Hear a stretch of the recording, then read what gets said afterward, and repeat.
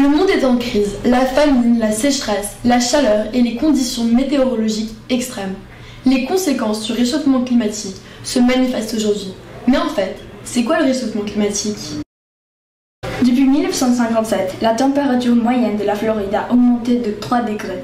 Les températures en croissance ont mené à une augmentation du niveau de mer de 2,5 cm ainsi qu'une accélération de précipitations de 27%.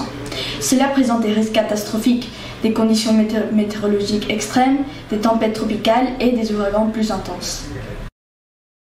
L'augmentation de la température globale provient de l'augmentation de nos émissions de gaz à effet de serre, telles que le CO2 et le méthane. Ces émissions sont liées aux activités humaines dans les différents secteurs économiques. Alors, on va demander aux élèves quelle est la cause majeure du changement climatique. Industrie. L'industrie. Industrie. Agriculture. L'agriculture. Le transport. Transport. Transport. Le transport. Production de chaleur et d'électricité. Plus de 4/5 des élèves vont y tort, mais maintenant, voici les vraies causes majeures du changement climatique en ordre d'importance. La cause majeure du réchauffement climatique est la production d'électricité et de chaleur. Cette production demande une combustion importante de charbon, de gaz naturel et de pétrole, qui cause des émissions de CO2 dans l'atmosphère. Les carburants à base de pétrole, principalement l'essence et les diesels, sont la cause d'une émission majeure de gaz à effet de serre. Est indispensable le secteur de transport, tel que le transport routier, ferroviaire, aérien et maritime. Les émissions considérables du secteur industriel sont causées par son usage de combustibles fossiles pour créer l'énergie nécessaire à la production des biens.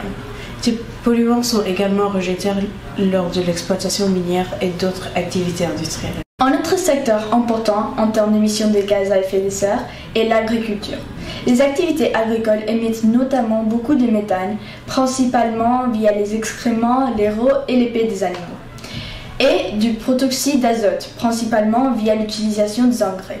Ces deux gaz ont un pouvoir de réchauffement du climat beaucoup plus grand qu'en même quantité de CO2. Sans compter que la déforestation et la transformation des forêts en terres agricoles réduit la capacité de ces écosystèmes à absorber nos émissions de CO2.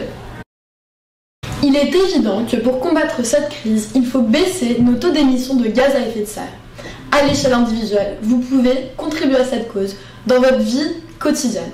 Par exemple, vous pouvez économiser de l'énergie à la maison, privilégier les transports publics, réduire votre consommation, réutiliser, réparer et recycler, utiliser des panneaux solaires. Tout indique que le réchauffement climatique perturbe profondément l'écosystème. Il faut absolument agir et maintenant.